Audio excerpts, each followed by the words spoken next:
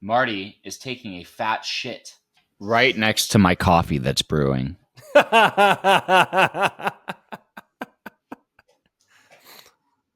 Spank him. Is that where his litter box is? Or did he just like take a fat shit on the floor? Oh, buddy. What are you doing?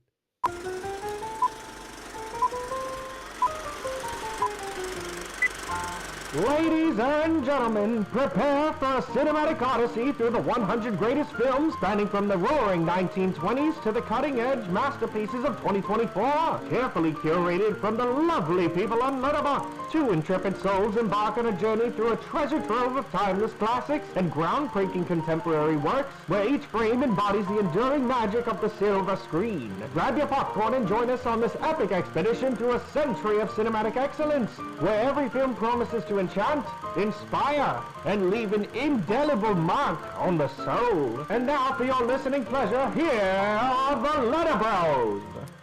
Welcome, everybody, to the newest episode of LetterBros, where we let a wheel decide our fate and what movie we will watch next, based off the top 100 movies on Letterboxd. As always, this is Felix, and that is Parker. Maybe. Who knows? How we doing today, bud? Guess all we can do is just sit here and see what happens. I'm doing good, man. Doing good. I'm glad we got to watch The Thing. Right before the episode, we were talking about how we're officially on to the second quarter of the top 100, as if it's a football game, basically. And I'm glad that we got to start it off with The Thing, which we briefly discussed it on the last episode, is one of my favorite movies. Just flat out is. I think it's one of the best horror movies, especially horror sci-fi, which is a genre that I'm particularly fond of. I think The Thing and Alien it's one of the best double features that you can have. So I'm pumped to get into this and hear your thoughts. I know you like the movie. I know you've seen it, but we've never really talked about it. So I'm really stoked for this episode. I'm excited. Same here. While not getting too into it, like Parker said, we did pull John Carpenter's The Thing in the last episode. It was ranked at number 84 when we sorry. Bro. When we initially pulled the list, it was at number 84. It has since gone down a couple spots to, I believe, 89, Boo. Which is ridiculous. So going into it, I mean, yes, Parker and I both have very positive things to say about this movie going into it, which was a nice departure from In the Mood for Love, where we were not really big fans of it. And it's just, I'm excited to get into it, so I'm going to let Parker just dive us in with the synopsis. Yeah, so today we have John Carpenter's The Thing from 1982, and we're following a research team in Antarctica, and they discover a shape-shifting alien that can assimilate and perfectly imitate any living organism. Paranoia spreads among the crew, and they struggle to determine who is a human and who is the Thing, leading to a tense and deadly confrontation for survival. And boy, are there confrontations in this movie. And it's a lot of fun to, once things start to get going, to really guess along with the rest of the crew as to who is the Thing and who is not. I want to hear your thoughts on The Thing. Like, where does it lie in terms of horror movies for you? Is it really like up your alley, or is it something that's not, is horror sci-fi not really up your alley and you happen to like this film? Or what are your general thoughts on this movie? So, I mean, like Parker knows, and I'm sure a lot of people here know, I'm very big into horror. I would say it's my favorite genre of movies, like, period. I love horror. I'm glad that it was represented on this list. Glad that we get some more representation with like true like classic horror in The Thing. I mean, Exorcist is still my favorite horror movie of all time. It's on my top 4 for a reason, but this one, it hits that niche of like sci-fi and horror that I really like as well. And I mean, it's imagery that will be burned into your brain for the rest of your life, to be honest. Definitely. And yeah, and I think that was one thing that really deterred me from watching it for a very long time. Like I mentioned in the last episode, it was not even just the movie, but just a moment of the dog thing being on my television scared the shit out of me as a kid and deterred me from watching this movie for a while. And it took me up until 8 years ago to finally rewatch it. And it's one of the best horror movies of all time. It's so fucking good. And even just like the mystery aspect, like that's what I kind of like about this, like being like the perfect horror movie. The aura is there, the music is haunting, but not like in your face all the time.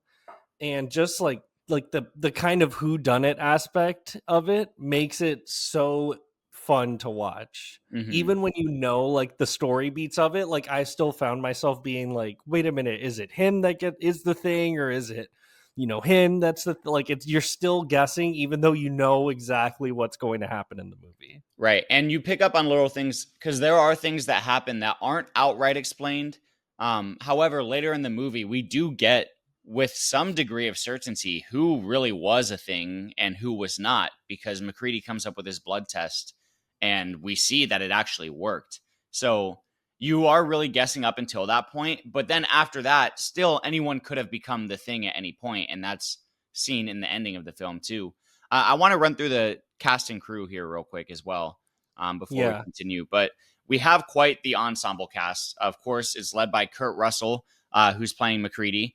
We have Wilford Brimley as Dr. Blair, T.K. Carter as Knowles, David Clennon as Palmer, Keith David as Childs, Richard Dysart as Dr. Copper, Charles Hallahan as Norris, Peter Maloney as Bennings, Richard Masser as Clark, Donald Moffat as Gary, Joel Polis as Fuchs, Thomas G. Waits as Windows, and also John Carpenter as Norwegian number 2. Fun fact. And of course, directed by John Carpenter. And I have here who did the practical effects, Rob Bottin. Need to mention Rob Bottin as well, because this is one of the greatest body horror films of all time, hands down, in my opinion. And not to interrupt really quick, but another key component of the special effects is Stan Winston, who, okay, thank for you. those who know, Stan Winston is like the top dog in practical effects. He's been dead for quite some time, but I mean, he's worked from everything from The Thing. He basically made all of the dinosaurs in Jurassic Park. Did also Edward Scissorhands, Inspector Gadget, Iron Man, the first 2 Predator films. He literally created the Predator. Oh, so, wow. I mean, he's a goat in special effects for very good reason. And I mean, this is just one of his many masterpieces for sure. No, absolutely. Do you have a favorite scene from this movie when it comes to body horror? Or when it comes to the grotesque nature of what we're dealing with? Because something that I appreciate about this film is that it gives you a lot of that.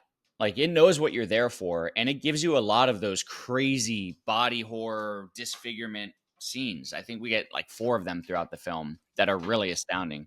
But which one of them sticks out to you, or which moment sticks out to you the most? So obviously the dog one was very tough to watch at first, just because, I mean, like when the initial dog is in there, like the Thing dog is in the kennel and the dogs already know like that thing is not an actual dog, and you see one of the dogs literally ripping the fencing off to try and escape. Like, that scene is heart-wrenching for me. It's so sad. But I would say, like, just the scene that sticks out to me the most, and it always is effective every time I watch it, is the blood testing scene when they're going and testing it out, and, you know, McCreary is, you know, getting really upset with everybody, and then all of a sudden the blood starts to jump Caught when in it the touches wire. Palmer's blood. Yeah. And his face just instantly starts swelling and like blowing up, and his eyes are like popping out of his skull. Like, it's just that scene, like the dog scene scared me as a kid. That scene scares me as a fucking adult. Like that, like when his head is bulging up, like it looks terrifying, but it's so effective. And then like his head opens up and he starts eating windows and like throwing him around and shit. Like, that is crazy. Yeah, it's a great scene. And then I just love the shot of him on fire walking out into the snow and dying essentially. And then they go back in and they burn whoever it was that got their head bitten. Yeah, windows. Yeah. Yeah, like it's just like one immediately. right after the other. And the way that his body just like flinches and his legs start writhing, and the sound that the thing makes whenever it's on fire is terrifying. And that's not even to mention when Vance has the iconic scene of the chest opening up, Vance's chest opening up and Classic. chomping down on the hands of the doctor. And that's just, I mean, I think the most iconic scene from the movie, but it Oh just goes yeah. to show there's so many good moments like that. And you're right, the dog scene is anything with a dog, like, and multiple, and all the wiry limb things that are And when it spiraling starts out like of it. shooting goop at one of the dogs, and I Yeah, just feel yeah, so bad for him. yeah. It's just gross, but it lets you know what you're in for. I think it does a Oh really yeah. effective job of that. And I really think that the isolation comes through so much in this film, which is also why I love it. You are alone with these characters. There's Mhm. nothing happening outside of where we are. Just the aura of the entire movie and the atmosphere, it's Mhm. just so perfect. Like, this is the kind of atmosphere that I like in a horror movie. That's why, like, it's funny that you bring up Alien, and it does feel like a nice double feature because you're enclosed in one space. It doesn't take place among a bunch of different locations. Like, you are just in one space, and there's so much blue in this movie. Like, when all the Mhm. like a scene that I really liked, just like visually, is when Fuchs is working on something and the power in the lab goes off and it's just blue, and you just pull off a flare and you just have Yes. that little bit of red before he goes out and we just never see him again. Yeah. Anytime that like we have those like nice blues or these wide shots of like the Antarctic like tundra, it looks magnificent. Yeah, it really does. I love a movie that has a strong, bold color palette. Like, I love Trick or Treat as well because of all of the orange in that film. So I absolutely agree with you. And there's a great shot of all that blue after the power's gone out and the blue lights flick on and McCready lights the flare and his face is just divided by Oh, the with like the blue. dynamite. Right. Yeah. And he's Yeah. got just the red on one side of his face and blue on the other. He looks like fucking Braveheart about to go in and demolish the thing. It's awesome. It's awesome. Mhm. And it's just a feast for the eyes. And you're right, the score is definitely not as iconic as, like, say, Halloween, right? But it doesn't need to be. Like, it really doesn't need to No. be. It does an effective It's job of literally 2 notes. right. Or actually, no, it's It 1 note played twice, and it's just a pulsing synth, like, I honestly thought for the longest time that John Carpenter did the score for this because it sounds very Carpenter-esque, like mhm. what you get in Halloween, but shout out to No one Ennio Morricone, who yes. fucking put on a clinic. I'm sure Carpenter was there like, "Maybe you should do it like this," or Yeah, yeah. some shit like that, but it's just it lends itself to the atmosphere of the movie perfectly. But Exactly. what I want to say, what is your favorite scene in this movie? I mean, this is something, it's in your top, not your top 4, but it's definitely in your top. So obviously, I want to know like what scene locks it in for you. It's really tough, honestly. I think that I do love the scene where Clark is going in and he finds that there's something wrong with the dogs for the first time because I just know that there's so much to follow and they are just starting to realize as a team what it is they're getting into.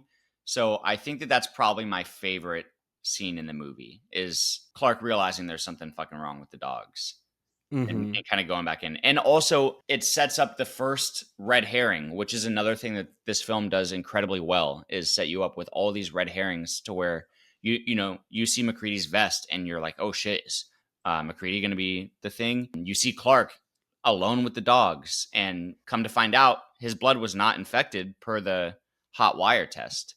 Even So after fucking McCready shot him shoots him. straight in the face, Yeah, yeah. that was But you know what? awful. You know what I also really like about this film, and it's not necessarily one scene in particular, but I love the little moments we get where the crew is playing pool or just kind of having conversations in the outpost prior to everything going down because Carpenter does a really good job of letting us know what these characters' relationships are to one another prior to everything going down. So now we have Mhm. a perspective as to how these people feel about each other on a normal day, which is generally positive, right? And then how Yeah. those relationships devolve as the circumstances get more dire. And I think it's just Mhm. crafted masterfully. My And favorite in particular, talking just jumping off of that, is mhm, when Palmer and Childs are just watching reruns of The Price is Right, and he's just like, yeah, "I've already seen this one," yeah, and they're passing this gigantic joint yep, to each other, and it's just like he's like Childs, like played by Keith David, doesn't even like ask for it. He just like extends his arm out. Just this, it just builds, like, to your point, like such a great relationship between all of these characters. Like even when like the Norwegians come and start like wrecking shit for the first time, like everybody comes out, like it's a collective, like everybody wants to know what's going on, and like it's just such a strong cast that you could feel that, like, even just outside of them like being characters in a movie, that like these cast members all had such a great relationship with each other. I agree with you. From just watching it, it seems like they all had fun working with each other. It does, because there's a playful energy here, even when things start going down. There are some instances, we'll get to it in the ratings, but I Yeah. like it too when we get these tense moments of doubt between the characters, and they're all throwing these accusations at one another, and no one really knows who to believe. There's no real sign Mm. of like who could actually be the thing, because it's a perfect imitation. But the only other thing I have to add is that I love the ending. I again think it's just one of the best endings in movies, when Childs and McCready are sitting there, and there's doubt, and your mind starts racing, because you start to think, okay, so what is everything that I've seen in the film to this point? What are all the rules that have been set? And what would make sense for one of these two people, or for both of them to be the thing, or for neither of them to be the thing? And I just love the ambiguity. I love where it leaves off. It tells the story it needs to, and leaves us wondering. I think it's a great ending. Oh yeah, I was actually going to ask you about the ending. Do you think that Childs is a thing? So my theory, after a rewatch on both of these, or a rewatch on, I don't know why I just said that. After On rewatching it both this of time, these? what what popped into my head is that neither of them are the thing, is my thought. But Oh no, I don't think that McCreary is a thing at all. Like I think he survived. Like he threw the dynamite, he ran out of there. Like I don't think he's a thing. But I'm like, because the last time you see Childs, he's just in the, like, the literally the last line that you see before all of that shit goes down in the generator room is like, if you see Blair, light him up. And he's just kind of standing there. And we never see Childs again until the end mhm. when he pops up. So I'm like, Well, he yeah, said that's he thinks he saw Blair. And I mean, we all saw Blair when in the generator room, and he's just wrecking everyone's shit. Like when he goes and he puts his freaking like hands into Gary's face, and he's just like literally mushing his fingers into his face. yeah, Like it's awesome. it's amazing. And then like the immediate shot afterwards of just like this giant skin on his body just dragging it across, like, dude, holy shit, it's so good. But Yeah, I'm like, that guy is running around, and like, I don't know, I think, I am curious. I have to go back and rewatch now, because does Childs ever drink throughout the movie? I don't think so. And then he takes a He's drink at the definitely end, smoking, but but he's then not he takes a drinking. drink at the end. And there's this kind of look on McCready's face. Oh, you know what, that makes sense. But that's what I like. It's ambiguous. Like it doesn't give you a definitive answer, which is great. I thought you were thinking that, like, because the thing can all it takes is just one cell in the thing to be able to assimilate and be able to like become anything. So that's why, like, later on in the movie they're like, everybody cook their own meals, only eat out of cans. Like, Mhm. so I'm thinking that, like, oh, what if like somebody else took a drink, or like he took a drink, and now if you thinking McCreary was the thing, now he's about to become a thing. But no, I think Childs is a fucking thing for Really? sure. Okay. Yeah, which it makes that exchange even better, because now he's just like, I mean, we both don't have the energy to do anything, so let's just sit here and see what happens. Like, it's Mhm. just, now it's just a battle between McCreary and literally the fucking McCready, thing. McCready, McCready. McCready, sorry, You're good. I'm gonna put a counter in there. We forgive you. Oh, it'll be high. It'll, yeah. So yeah, with I was gonna McCready. let you keep going. Could you fucking imagine? It's just so good. But I want to know is, how the fuck did Knowles die? Because we see him just go through the hallway, and I don't feel like he goes that far, and then all of a sudden he just disappeared. Yeah, I don't think we see him again, right? No. We see him go down the hallway after Gary gets killed, and we literally, like, we don't hear anything, we don't see anything. There's nothing around there that insinuates that the thing is there. So, like, how the fuck did he die? Right? Yeah, no, it's just But I off mean, we just screen. assume he's fucking dead. I mean, even just like looking at pictures for our show notes, like I type in the word Nall's the Thing. The first picture is just him, and then the second one is the final form of the thing. So I'm like, obviously he got like assimilated into the amalgamous thing, but I'm like, but how? I'm not sure. You know what? My apart from Knowles, like I agree with you. I think that that's what is fun about this movie is like you can go back and like there's an excuse for everyone to have been the thing, especially McCready. And I think this movie's fun to watch thinking that McCready is the thing because it's entirely possible. Entirely But he possible. tests his blood. Well, he tests blood that's in a vial that has his name on it, yeah. But he's also the one controlling the experiment. True. As if he were Shit. a thing, he would know who's not infected and would be able to use their blood instead if he wanted. And But if if he he were was the the thing, thing, would he be apt to killing other portions of the thing? yeah, possibly as self-sacrifice in order to sustain itself for longer. Maybe. I don't know, dude. But that's what's I'm great about the movie, dude. That's what's great It about the is. movie. It's a beautiful thing about it. I mean, like it's very it sticks very true to the novella it's based on, called Who Goes There by John W. Campbell. But this movie initially was supposed to just be a remake of The Thing from Another World, which came out in the 50s and was, it was more so of like a suspense thriller. Like, obviously it's the 1950s, they didn't have the technology to go all fucking out like Carpenter and the team did in here. But I mean, this lends itself to be its own fucking like thing. Like, I would have never thought that this would have been a remake of something, or like this movie feels very original, Mhm. but that lends itself into the rankings for sure. Yeah, let's One dive note into I it. will say Oh, yeah. is that this movie stressed my dog out. Like, Benny will watch movies like Air Bud, and she'll like have a good time, like kind of like barking at like, the Goldens that are on screen. But like when the scene came on and the fucking dog's face opened up, I've never seen her just like start running around like crazy. Like, and I didn't film it because I was too busy being like, girl, stop it, please. That's And so crazy. I bet like, that dude, added to the experience. That's like 40x. it's like 4DX, yeah.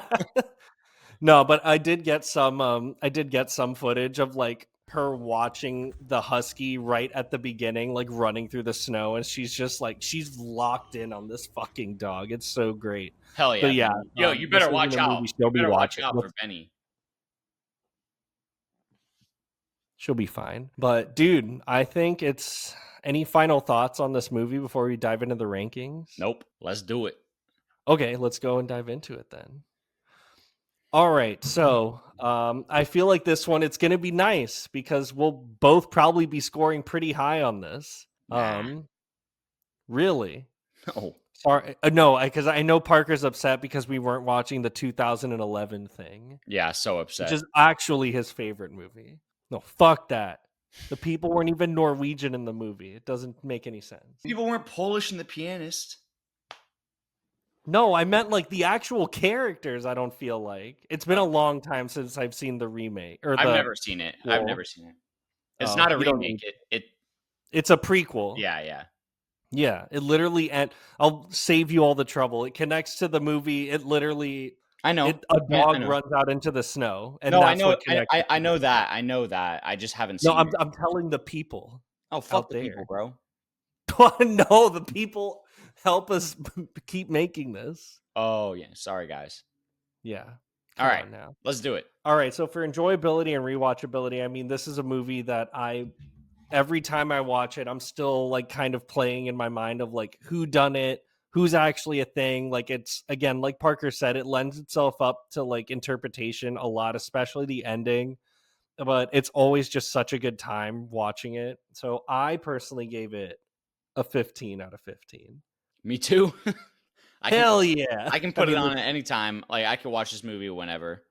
I said I've only yeah. seen it 4 or 5 times. It might be more than that, but I feel like I watch this movie once a year about.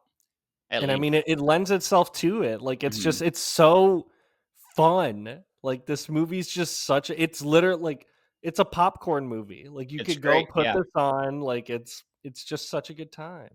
For story, I also gave it a 15 Hell because yeah. it's such I just love stories that are, like, self-contained to this degree, and when you can do it with a great ensemble cast too.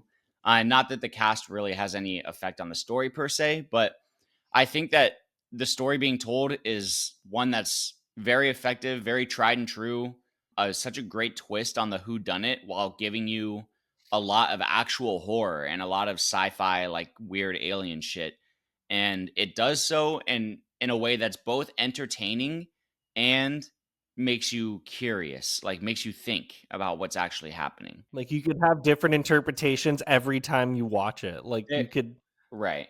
And there are issues that I have with this movie. There really are, but that's going to come in a different category, and I don't think I'm going to knock it for story because I think that the story that is being told and the way that the characters go about handling this situation is told perfectly. I really genuinely think so. Yeah, I agree with you. I also gave it a 15. I mean, this story, it's fluid. It's a nice fluid story that obviously is based off a movie that was based off a novella, but I mean, it's told in such an original and fun way. I feel like even when you know the beats of the movie, when you know the story through and through, you know who's going to turn into a thing at some point. Like, you're still guessing and you're still being like, could McCready be a thing? Could anybody be the fucking thing? Could everybody be the thing? Like, it's Mhm. just, it lends itself to that in such a great way. For lasting impression, I gave this a 15. I mean,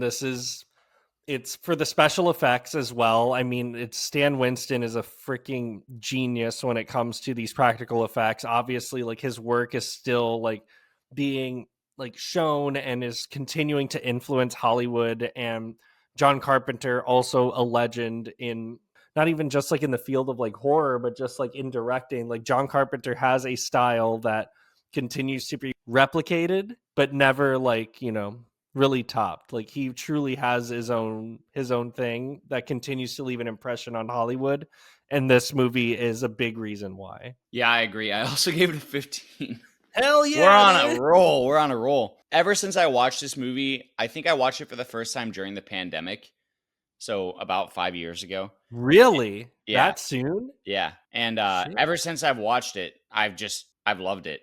I thought it was so entertaining, so interesting. I talked to people about it, asked people like if I'm in a movie conversation, like it's one of the movies like I would typically bring up just to talk about, and I think it's great. Helped make Carpenter who he is known for, like this and Halloween, and a multitude of other films, genuinely. Mhm. But like you said, it's had such an impact on the industry as well, not just on me. It's an OG horror film of its type when it comes to body horror and sci-fi horror, and it's made waves. I mean, they've tried to duplicate the success that this film had. And this film did not have immediate success, by the way, which again is a No. testament to its lasting impression. But they've tried Um, to duplicate it before, and it just hasn't been the same. One thing I'll add before we move on to like visual and auditory appeal. So Mhm. the thing also just has like, and I just thought of this like just like in the last couple of minutes. So reason why I'm wearing a Horror Nights shirt during this recording is because I couldn't find the Horror Nights shirt from my first Horror Nights, which was 21, which had the thing from the prequel one. That was my very first Horror Nights house ever. Oh, And this was me going into Horror Nights being scared shitless. Like, I did not like Horror Nights in 21. That was my very first one. I was so scared. And the thing was my very first Horror Nights house ever. you lucky dog. And now it's become something that like I love. Parker loves it to death. He has a whole podcast about it. So it's just the thing has Horror left. Nights, not the thing. Yeah. Well, I mean both. Yeah, yeah. So, I mean, the thing has a very lasting impression on myself. It has a lasting impression on Parker. I mean, this movie is very important to the both of us for that reason as well. So moving into visual and auditory appeal, this is where I divert from the perfect score, which might be a shock. I give it a 9 out of 10. I Mm-hmm. think that the practical effects that take place in this movie are a 50 out of 10. They're absolutely incredible. But when I'm giving a perfect score, and I know I just gave 3 in a row, but I want to make damn sure I feel confident in that. While I appreciate some of the way that some effects have aged, and I'm specifically thinking about stuff like the at the very beginning of the film, the spaceship, like it doesn't look great. And that's fine. Yeah. Like that's part of the character of the film. Like I hardly even knock like a quarter of a point off for that. But also, while I do like the subtlety of the score, and I think that it is really, really effective, I'm curious to hear what a more iconic score would sound like on this film. Like, I think that there could be some sort of soundtrack that you can hear and instantly the thing comes into your mind. And I don't think that the soundtrack necessarily reaches that level. And again, not saying that it absolutely would have to for a perfect 10, but I just can't in good faith, just because I really love the practical effects and the movie on the whole and want to give it a 10. I want to stay like with some integrity, like when it comes to the ratings, you know? Yeah, I also gave it a 9. Good. I I feel was very validated. What's that? I Yeah. said good. I feel Well, validated. so because and to that exact point, I mean, Carpenter came out with Halloween and he scored Halloween. Halloween has a somewhat kind of subtle score, but it also has certain suites in the movie that when you hear it outside of the context of the movie, you immediately think about Halloween. Mm-hmm. Whereas with this, it's like, yes, at most times it's very like atmospheric. It's very just like, and like, I think the most iconic score in the movie is just one note played twice as a heartbeat, pretty much. But I mean, the visual effects make up for it tenfold. Even just like going outside of like the special effects, which obviously this movie is known for, the cinematography is insane in this movie. Like that beginning where it's just these sweeping shots of Antarctica and watching a dog just running through snow, it's gorgeous. And just the color palette of the movie is great. Like the work they do with color in the movie is Mm-hmm. amazing. It's just, I like, to your point, I wish we would have gotten a more iconic score. And also, yeah, literally my first note is I forgot about this goofy ass UFO in the very beginning of the movie. I will say, while the score, yeah, we've talked about, the sound design though is really, really good. I mean, when it comes Oh to the yeah. screeching of the thing or the harsh winds of the Antarctic, the sound design really comes through and shines. Yeah. So it's 9 on the verge of 10 in my mind. What Yeah, do you? way closer to a 10. I Yeah, mean, just like a noise that's always just burned into my brain is the dog squealing when you see it for the first time.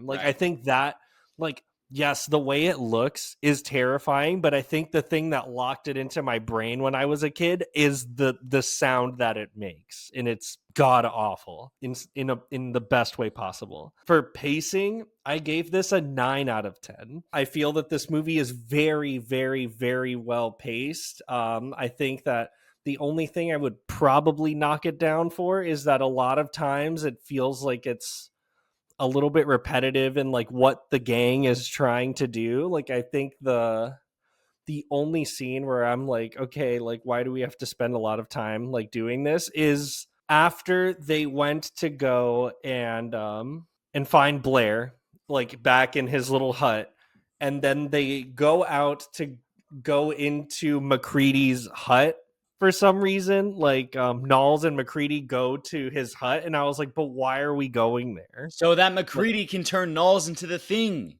shit.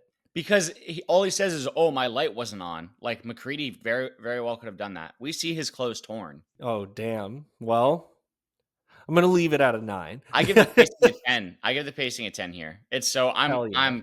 in it. I'm in it the whole time. I'm like, I Yeah. click that play button and That's I'm what I will say is that, like, besides that scene, and that might have just been me being a little confused, like, you are locked into this movie the entire time. And I'll agree with you there, but continue. for acting. I give it an 8 out of 10. I think that it's a really great, entertaining ensemble cast. Yeah, it's a lot of fun. They have some great interactions with one another, and I would love to see this cast again. If they hadn't all died, like in a sequel. But nah, Oh, I thought you meant like all of the actors actually die. no, no, no, no, no. But yeah, I give it an 8 out of 10. What about you for acting? I gave it a 9 out of 10. I think this movie only works like outside of like the special. If you take out the special effects, like if you were to go and take this cast and put it in the 1950s, say this was the cast for The Thing from Another World, I feel that it would still be very strong. Like all of the subtleties that they give and like the passion that they have and just like the actual just genuine fear that they all have thinking that either their friend is a thing or they're like scared to be like like one scene in particular is when they're testing the blood and Windows, who at that point I think is the fucking thing, and he sees McCready test his blood and it doesn't react and he just has this sigh of relief. It's perfect. While I won't give it a 10 because it's not like blowing me away like a Scenes from a Marriage does, like this movie does not work if the cast is not it like have an entire buy-in on the story of this movie, and they certainly did. You might convince me. I'll chew on that because you're right. But go You on with wanna you wanna belief. you wanna Go change your on, go score? on. All right, fine. Suspension of disbelief, I give it a 10. I mean, this is the story is so effective. It doesn't like I'm all in on this movie, and like I'll believe anything that's going on in this movie. Like there's not a really anything that like the things that make you think, it's not because the story is broken, but it's because it leaves it up to interpretation and it just makes it more fun and it makes you want to believe into the story even more. So that's where I'll leave it. Yeah. Okay, interesting. For suspension of disbelief, I give it an 8 out of 10, bordering on a 7 out of 10. Um, Ooh. and maybe it's just a little nitpicky of me. Like there in the beginning of the movie, for example, we get so many missed shots of this dog, and there's the way that the camera is angled makes it look like the helicopter's right over the top of it. So it just starts off with like, okay, come on, come on, come on, come on. And then also, this is what I was talking about when we were discussing story. The one scene that I like, but kind of irritates me is when Are you are you the thing? Benny. Are you the thing? The No, one she's scene though that completely lost my train of thought is when Dr. Blair is sitting at the computer and he's running some tests to figure out how the cells work when they assimilate into the new cells, and the computer is basically giving him percentages as to the likelihood of one of them being infected and telling them how long it would be until all of humanity is infected. And I feel that it's a kind of hokey way to raise the stakes. And while it's effective in doing so, it kind of irritates me that it's just we're seeing all of this like exposition of sort come across on a screen, like basically AI that Dr. Blair has in 82, telling him about all of this statistical information.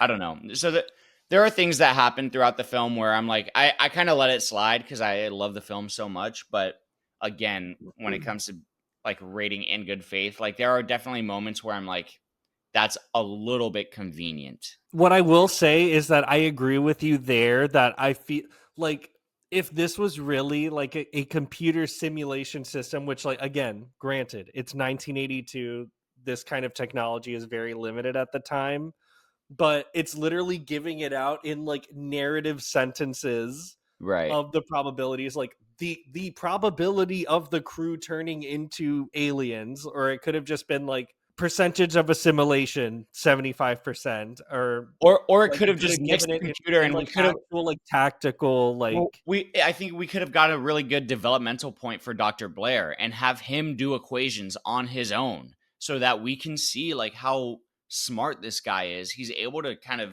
work out the probability on paper based off the information he's studying. Something more like along those lines. And then the last thing I want to mention is that this outpost has fucking everything that they need in order to fight this thing. Like tons of flamethrowers, guns, 2x4s out the ass to barricade all the doors. yeah, So why did they need flamethrowers on this research facility? So, and maybe I'm just a numbskull, and all Antarctic outposts have these items, but I don't know. It definitely made me kind of think. So Something yeah, I was also thinking about is, when did Blair become a thing?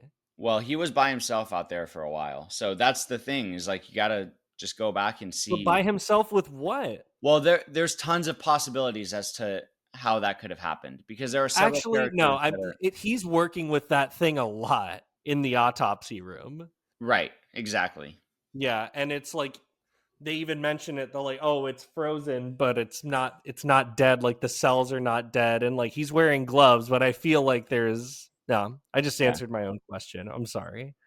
When it comes to originality, this is a tough one. I'm fluttering between an 8 and a 9. Obviously, we talked about it's based off a novella, which is it's based off of a 50s film that's based off of a novella. And it's still a very original way to tell this story. And I think that John Carpenter used really original techniques in order to tell the story in a truly memorable and visceral way. So while the story being told might not be its first iteration, the way that it is told is certainly the most effective and original way that they could have gone about telling this story that had already been told. I'm curious what your score is. I'm going to go with an I'm going to throw up if I say an 8. I'll give it a 9. I'll give it a 9 out of 10 for now. And Yeah. that will counter my stress about acting since I'm fluttering between the two. I'll leave the acting at an 8, leave the originality at a 9. Damn. And those two could be interchangeable. But I the fact that I'm unsure about both of them evens it out in my mind, so I feel a little bit better now. I mean, I also gave it a 9. I mean, that's to literally almost the exact same reasonings you gave. Like, this is obviously an interpretation of an original piece of fiction, like from a very long time ago, but this is an original horror movie in its own right. Like, yes, like the story beats might be something that was taken from the novella, but I mean, John Carpenter put his vision and his actors through that fucking tundra, and just this movie is very original. I mean, it stood the test of time, and like you mentioned, has survived box office failure, because I think this also came out the same year as E.T. It did. as well. Very very close to ET. I think like weeks apart. Yeah. So, and I think it was like, I was reading somewhere that it wasn't received very well because like they were going through a recession during 1982 and people were already sad. So why are they going to go and watch a sad and scary, depressing movie when they can go watch E.T., the happy alien, which some people might interpret E.T. as a horror movie. I certainly think so. E.T. looks fucking scary. I don't like him. But again, it stood the test of time because it's so original and the special effects are unmatched. I don't think I've seen a horror movie that matches like this level of, like, even The Exorcist, yes, has great makeup and special effects, but this is like absolutely insane special effects. I think the only thing that could rival it is Jurassic Park, and that's also a piece by Stan Winston. So, and that's leaning into my attachment. I mean, I give this movie a 5. Me too. For sure. You too? Hell Me yeah. too. So then, well, there you go. This movie is officially our number 1. It's our first 5-star, right? Yeah. Yeah, it's our first 5-star movie on the LetterBros podcast, and it has surpassed Star Wars, that has been on the number 1 spot for a very long time, but now it has been dethroned by The Thing. which honestly I'm happy for. My Like, bias finally prevails. Well, actually, you had this rated higher than I did. I did. Hell It yeah. honestly, I'm thinking about it now. Do I like this movie more than The Exorcist? And I honestly think I do. Wow. Like, The Exorcist is such a slow burn for like, it's still a really good payoff, but I feel like it leads more towards like my personal experience with The Exorcist, which I'll just go out and say it here because I don't think there's going to be another time to discuss it. But basically, while I was watching The Exorcist at home, I had a rosary above my bed that I bought from the Vatican. And when you first see Reagan, like in full makeup for the first time, she is talking. And as soon as the scene ended, the rosary on my wall fell off. That's crazy. I've heard that. And this was at like 4 in the Terrifying. morning. It was terrifying. I literally shut my laptop off. Like, I thought I broke my laptop from how much like I threw that shit down, and then finished the movie the next day at noon with all the lights on in my house. I feel like that connection makes it in my top because it has such a strong connection with me. But in terms of like horror movies that I enjoy watching and I can put on every time, I feel like the pacing and the fun of the thing overtakes the terror and fear of The Exorcist. So you might see my top 4 change today. For sure. I fucking love The Thing. It's so good and it's well deserving of the top spot. It's going to be very tough to beat The Thing now, but we'll only know one way to see if something can beat The Thing. And that's Wheel, don't let us down. May this be a great quarter of movie. We're living some really good highs right now, dude. Don't give us the fucking Human Condition part 2. Please give us something fun. But other than that, you ready to spin this bitch, Parker? Let's do it. Let's fucking do it. All right, here we fucking go, bro. I'm hoping for Godfather. Let's keep the ball rolling. Let's get some fun. Oh my God! So close to The Apartment, but instead we get number 63. It's a Wonderful Life from 1946. Bitch, it ain't even Christmas. I didn't know this movie was on here. No, I mean I have never seen It's a Wonderful Life. Me neither. But yeah, so It's a Wonderful Life right now with a average rating of 4.4 with 22,000 fans. What did we pull it at? 63. It's number 50 now. It's number fucking 50, dude. It's at the halfway point of this list for sure. But all yeah, right, we have I'll just read us through the Letterboxd synopsis real quick. But 1946's It's a Wonderful Life, directed by Frank Capra. It's a wonderful laugh. It's a wonderful love. A holiday favorite for generations. George Bailey has spent his entire life giving to the people of Bedford Falls. All that prevents rich skinflint Mr. Potter from taking over the entire town is George's modest building and loan company. But on Christmas Eve, the business's $8,000 is lost and George's trouble begins. I did not know that this was a Harry Potter prequel. Damn. Also, I thought we were watching It's a Wonderful Knife. That hasn't even come out yet, has it? Yes, it has. Oh, I thought that it's been out, dude. Oh. It's a Wonderful Knife. Whoops. With what's his name? Yeah, it came out in 2023. Justin Long, sorry. Well, shoot. I'll probably never watch it. Dude, double feature. It's a Wonderful Life and a Wonderful Knife. Don't tempt me. Yeah, and then we can watch Freaky Friday and then Freaky. Oh my God. Well, Parker, it was so fun to be able to talk about The Thing. I'm glad, as much as I love Star Wars, I'm glad that it's been dethroned. It truly shows that my nostalgia is not pumping the movies in the top 5 for sure. Me and Parker can both love a movie. We both enough love it. to. Hey, I mean, I also liked Empire. Like, I also liked Lord of the Rings.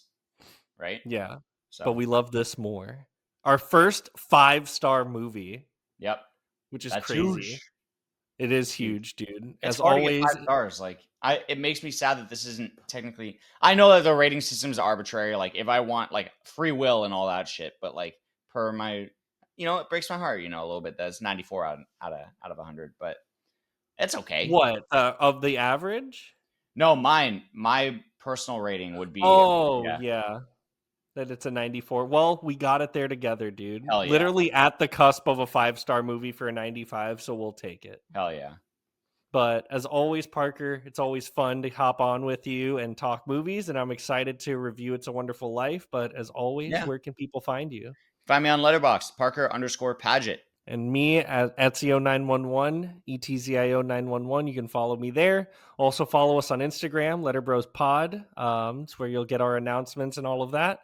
But as always, this is the LetterBros Podcast, and we will see you at the movie.